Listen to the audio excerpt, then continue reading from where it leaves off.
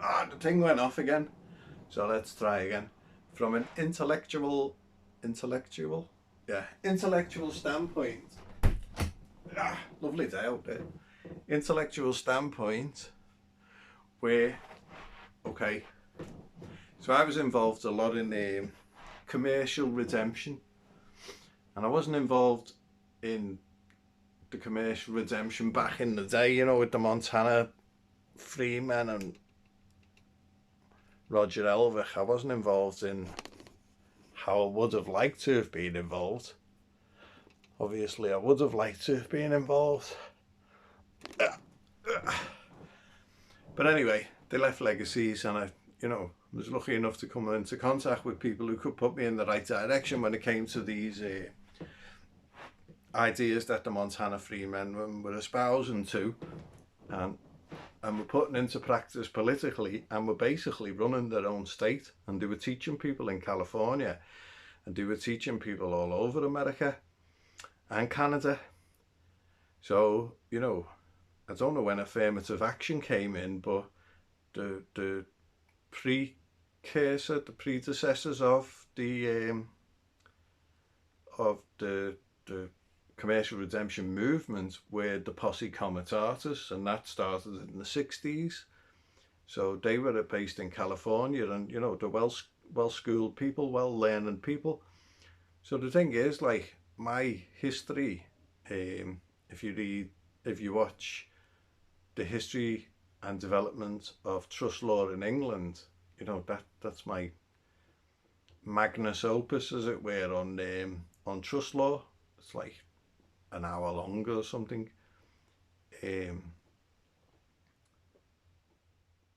But the thing is about trust law is it's a really niche area of law that is not taught so well at the universities for the lawyers to practice, because if the lawyers started practicing actual trust law, they'd be sitting here now in front of you, telling you the way I'm telling you.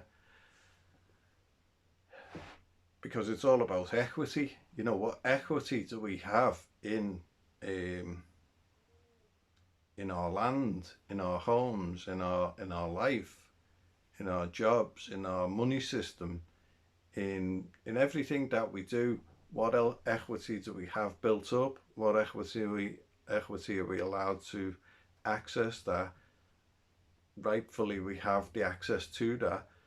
What rights does equity provide for us before others? All these ones who are getting parachuted in, Priti Patel, so many footballers and loads of politicians are all now like not British, but what equity have they built up that precedes the equity that we hold in our own nation? And this is one of the failings of equity, trust law, call it how you will, is that it's not law, it follows the law. So when the law doesn't provide, then equity comes in. Like, well, the law isn't providing, is it? Obviously it's not. So I have my rights to be ruling the nation as I see fit, and I see fit that National Socialism is the right way to go for this nation, as other people saw before me who belong to this nation, and I agree with them. Arnold Leese, for example, Anthony Ludovici. There's a guy who lived around the corner here, Frank. He lived in Sweden Close. He's a cracking fella. Frank Walker, Frank Walden. I can't remember, and I always forget his second name. And then Anyway, I can't remember his name, but he's great. If you look up British Waffen SS, he's one of the guys, like, his streets around the corner, it's boss. It's up for sale at the minute as well, but I haven't got any funds. If anyone wants to send me the funds to buy Frank's old house, or even if you want to buy it yourself, let me know, and we'll sort that out, because it's a cracking little house in a lovely street. It's got history. It's got a big massive camera outside. So I don't know if the MI5 have got a setup in there or what. you know, looking at people who are going past, because loads around here love National Socialism. Everyone loves National Socialism. You talk to people and you say to them, you know, like people aren't stupid, are they? People have their own homes and they run the homes well. And when they're at work, they're expected to perform well. And when you know they have days out, you know, people aren't stupid. People are good people. You know, the general, you know, the people who've been kicked in the head, basically, they've been browbeaten to death by all of these scumbags, the Epsteinites. So when you explain to them the tenets of National Socialism, they're like, "Wow, you should be a politician." That, you know, like, and you get into deep conversations with them, and then you go, "Well, it was Hitler's idea." They just go purple. They've just like bought in, which is, you know, they've just like gave you all the equity into National Socialism, because that's how far removed National Socialism's got from, um, like, you know, we get all all this stuff, like that's been well documented, isn't it? Like every movie, it's not gonna, like, it's funny. My point, I'll watch something and straight away you'll just see like this isn't about anything else except about like Hitler, like, or about World War II, or generally it's about Hitler, because Hitler is like and I don't mean it's about Hitler in the sense it's attacking Hitler everything. Like, you put on Benny Hill or you put on Coronation Street, and like you'll just see how it's like spinning as an attack on Europe, which Hitler was pro-European. Um, you know, at some point it'll be pro-Holocaust, but like if you look at everything through like how is this attacking Hitler, you'll just see all. You won't be able to look at anything else again without it going, wow. At least that's how I see it. Now, that could be seen as being fanatical or whatever, but I would say, rather than fanatical, that's from my educated point of view, because I speed read and I have great recall, I have great memory. You know, this is one of the beauties about who we are as people. I didn't invent reading. Whoever invented reading was well cool. Like they understood like sigil magic, it's called, isn't it? You know, symbols and stuff. Like whoever's formulated the English language has been an elf or some, wow, it's proper madness. Like I don't know how many people appreciate that English is Germanic. You know, like it's Aryan. It's a noble language. Like, and it's the only language in the world that's unfinished. It's still a growing and developing language. Like when there are new inventions, English will be the language that the invention will be called in. Did you know that? So therefore, it's the world's only unfinished language. It's proper boss. It's a little Scouse term there. So getting back to, you know, what we sometimes call average Joe, you know, your man on the street, what have you. These people aren't soft. They've been browbeaten, or they've been fed, or they've been led and misdirected. They've been, you know, the Marxist dialectic has been built up around them.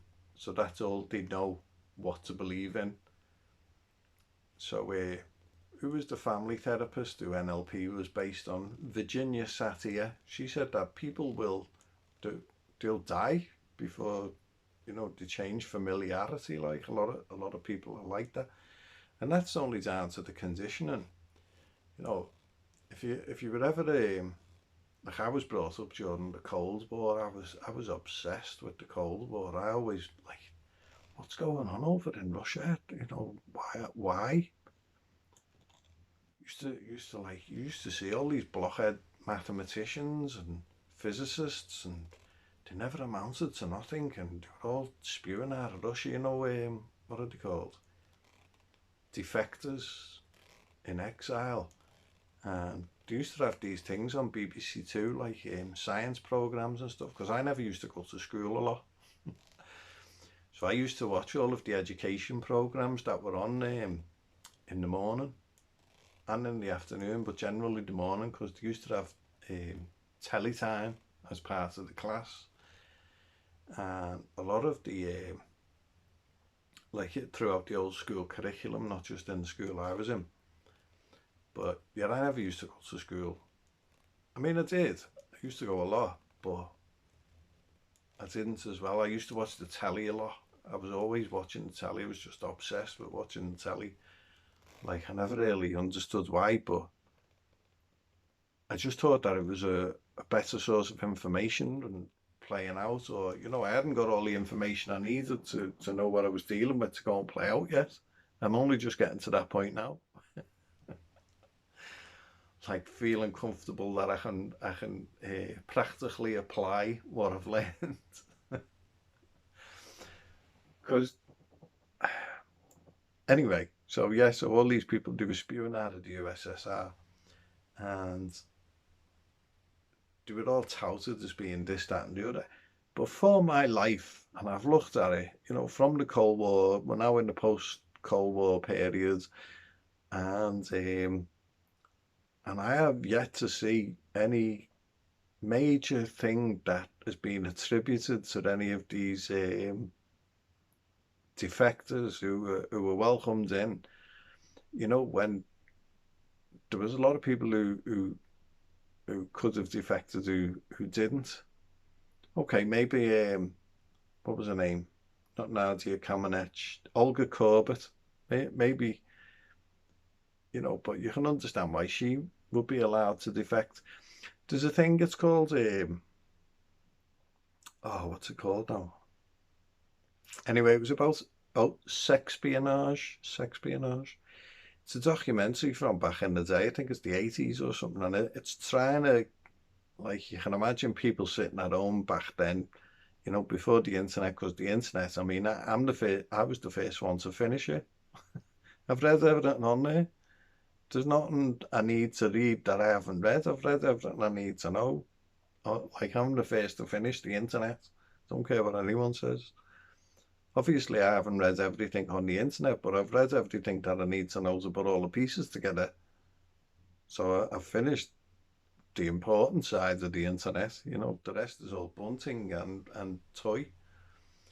So so yeah, I'm the first to finish.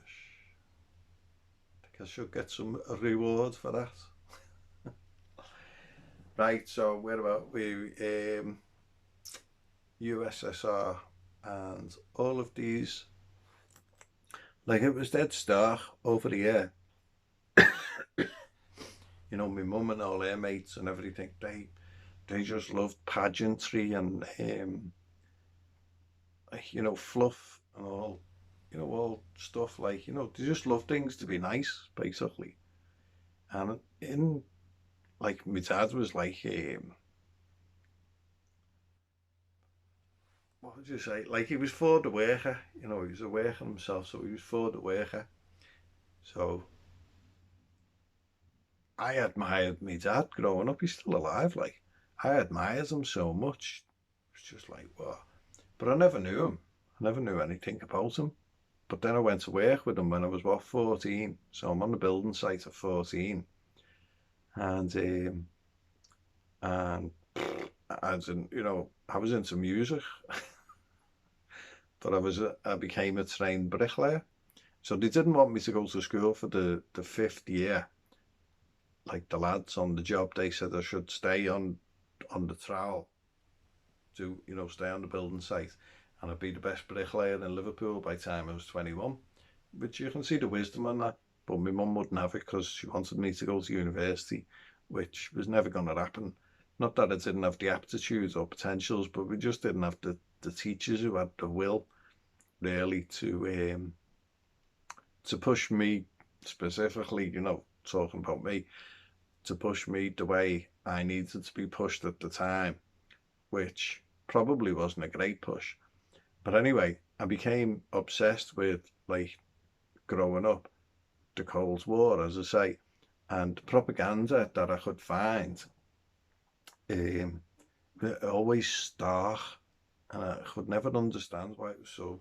It was always like angular and square and angry, like. So I had these contrasts.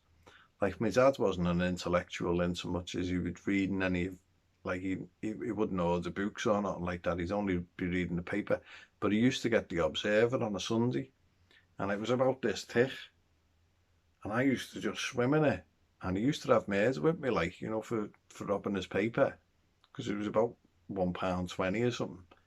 And but it was just full of information. I was just a total information sponge, which again goes back to that Chinese astronomy. It totally was. Like, I was just constantly, I would have hated to have me as a kid. I was totally obnoxious in my veracity for learning. I just like need to learn, just a need to learn animal. Always active. My mum used to say, "You just can't sit still," and I couldn't. Even watching the telly, I wasn't sitting still watching the telly. I was doing like 8, 10 different things. I'd be writing, drawing, you know, like I'd have stuff everywhere. I'm a mess, like, but I knew everything I was doing. I think it might be on the autistic spectrum, but like I don't know. I think that's all just convoluted. So anyway, I was obsessed with this, the reasons why, because the answers weren't there. The answers weren't there why it was all so stark, and why wasn't anyone making a fight back against communism? It was like, if it's this weak, like we're told, oh, it's strong, and but they haven't got any food, they haven't got any money, they're not making any expansion, or they're sort of like a bit expansive, but the Americans have got all the money, they've got all the weapons, they've got all the warfare, they've got all the rhetoric. Why aren't they going over there and bouncing the crap out of those Soviets? Just didn't make any sense. So now it does, obviously. So, what was in the middle of all that? Well, National Socialism. I didn't know that at the time. Kind of knew a bit. I knew that the Germans weren't the same as your Americans and your Russians, but I didn't know that England is a Germanic country, not like Wales, Scotland, and Ireland, which are Celtic countries. England, after the Black Plague, had an influx of Germans come over, and even like there's Saxons, and even before that was the Anglos, and England is it's Germanic. So I'm English. I mean, I'm part Irish. I'm actually Irish, but I'm English. You know what I mean? I was born here. On my mum's side, I've got heritage going back to Shropshire. They were all farmers. And on my father's side, I'm Irish. He's Irish. Like, his dad's Irish, born in Ireland, so he's born here. So it automatically makes him Irish citizen without any shadow of a doubt. And then I'm classed as Irish born abroad, but I've heard that my brother now has got his Irish passport, so that automatically gives me like do say no. Like I phoned up the Irish embassy. I said, oh, I'm looking about Irish citizenship, and that she went, oh yeah, we've got 13 million applications, and there's 4 of us in the office. I said okay. So she said, just write in anyway. And this is the thing, like all the bureaucracy. Like, did you know with Great Britain, the last remaining royal prerogative outside of like the civil list or, anything that actually runs through the royal family, like as part of the national interests, whatever, the last royal prerogative remaining is the passports. And because I had means of getting my passports and that, because I was going to China at the time, and you'd have to get I mean, I was pulled up by police all over the place with guns and everything, machine guns, like the British police. They had me laying down, face flat on the floor with 6 of them with machine guns, and similar things happened in China. I was pulled up by the Secret Service, you know, with like showing the guns in the pockets, and I was accosted by the Chinese military with shotguns, and it's like I don't think I'm a bad lad in that respect. You know what I mean? But obviously, there's levels above me that know more than I do. So, so that's why I went to China. Actually, was I kind of grew up with this obsession, and then I was like, I came to an impasse, and I was like, because Liverpool's got second oldest Chinatown in the world, and I was just fascinated with all these books of, it's called the Wuxia, the Wuji, or I can't remember the other name, but like Wuxia. It's a genre. You don't like Robin Hood, all the Robin Hood sort of stories, but from ancient China, like actually before the Chinese were there in many respects. They're all Aryans, like from the Ming, the Sung, the Tang. You know, they're from Persia, or even the European, like the Persians are more like the Indians, and the Indians were really not the Indians of India today, and the Indians have the caste system today, which the lighter you are, the more higher up in the caste system you are. And I recently found out that thing because the Indian population has took over the Chinese population. So the Chinese have the one child policy. India obviously doesn't have that, but India has a telephone app. You go on there, and or rather your parents do, and they set you to arrange marriage, and that's it. Then you meet online on your app, and you get married, and you have kids, and that's you live happily ever after. So they've got 1.4 billion people now, and that's growing. So I'd attribute it to that app. I think so, because you know what Indian men are like. Um, you know, they're brought up to have good jobs, big families to be proud of. So they're expansionist, like. And I was reading somewhere that how they maintain that Islam doesn't take over there, because obviously India's well in with the Jews as well. They're supposed to have taken over the diamond trade, but that was only since people found out just how much involved the Jews are in the diamond trade. Uh, what is it? The Diamond Exchange is in Tel Aviv, isn't it? It's not in London or Mumbai. I don't know if there is one, but that. I was watching Max Mermelstein. Max Mermelstein was the head honcho who was running operations that we were told Pablo Escobar was the main man. Pablo Escobar wasn't the main man. Pablo Escobar was the dancing monkey on the organ. Max Mermelstein was the one playing the organ. And yeah, Max Mermelstein getting interviewed by Joe Biden about like all the Colombian drug trafficking and what have you. So he went, oh yeah, it was all coming through Israel. All the money was getting laundered in Israel. And what happens? Not a jot. No wonder they all love Israel, all these politicians, because they're all on the cocaine. No wonder name me a country that hasn't got a cocaine problem with the politicians. How do these psychologists and neuroscientists and all these philosophers and all these people not spot that all these psychopathic parliamentarians are all on the coke? How did they not spot that? How is the media not full? Well, it does. There are a lot of scandals on it because they go off their heads, don't they? Coke is a direct one-way route to the mental institution. And who's waiting at the mental institution to look after you? Well, who invented it? Well, I didn't. It didn't belong to our people. If I'm talking about being half Irish, half English, which I basically am, then I'm half Celtic and half Germanic.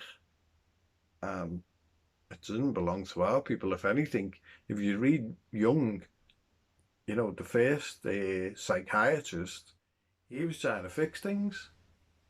That's what it, like, his movies about, his books are about. The whole ethos of Jungism is to fix people. Because if you've seen High Society, I think is it called? No, High Anxiety, with Mel Brooks, who's obviously a little gangster Jew, isn't he? I don't know if he's still alive, but I used to watch a lot of his films because they were very, you know, they broadcast a lot of the scope of things I was interested in, which was the world. Like, you know, it was quite worldly, like being from Liverpool, you are, because Liverpool was massive port and everything. The history is massive. So the saying here is next stop New York. So obviously that's a gateway to the world, and that, you know, piqued me interest as I was growing up. And as I say, I was a little learning machine, so still am. So yeah, looking at those things, where was I? Jungism, you know, they're trying to fix things. But what I'm saying is that before Jung, there was this book written by Alexander called The Use of the Self. And it's a hugely important book. So it's dead hard to read, like he's touted as being dead hard to read. So I thought, well, I'll have a little browse again through my little collection, because he wrote 4 books, and they're known as the science of living. You know, the science of living. So that's I think that was an accolade that was given to what the books are, rather than Alexander's claim. He died when he was about 87, but he'd been put through the mangle by the Jew. With the big massive court case in South Africa, they were saying he was a quack and all that. He wasn't in South Africa, he'd been to South Africa, but he was getting sued anyway, or I think it was like some plagiarist claim, which he won, but it took it out of him. Anyway, I don't know the full thing on that, but I went back to my little library there, because all his books are free online, and I've downloaded them, and I'm looking through the last one, The Universal Constant. Oh, it's brilliant.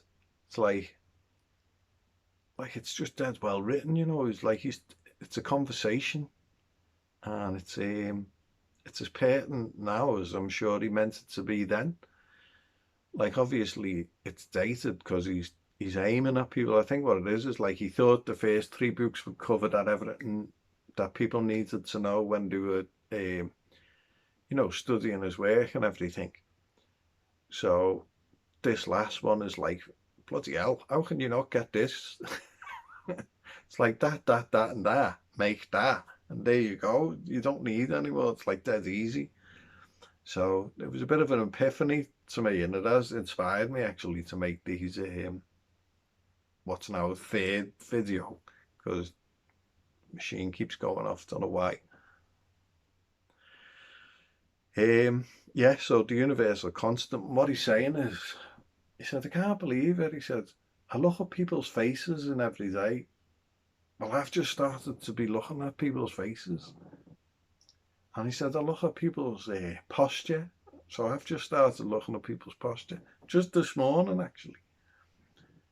But I've had to do a lot of background research on it, like looking at sport, looking at social interaction, looking at various bits and bobs that I need to look at in order to understand the grand picture of how the Marxist dialect has attacked our people.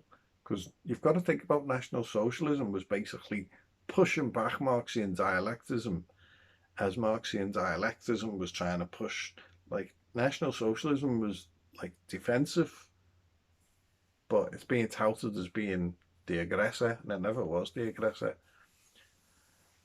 And that's provable, you know. Look at the Katyn Forest massacre.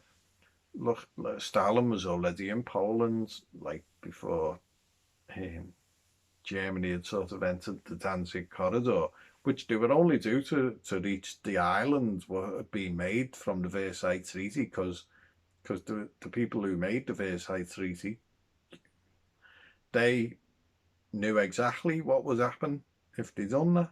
So, I mean, probably Germany got off lucky as it was. I don't know. Luckily Germans still exist. That's my sort of thing. So be thankful for small mercies until the world recognises the problem that we've got. And I don't know even if the majority of them are them Tel Avivites, because it certainly looks like they got away with it for so long. Where's the well, I guess that it asks. There is obviously resistance to them, but they marry into everyone's family, don't they? That's how they cause chaos. They marry in with lots of benefits, but once those benefits start to dwindle, I wonder if anyone's ever done a study on, was it like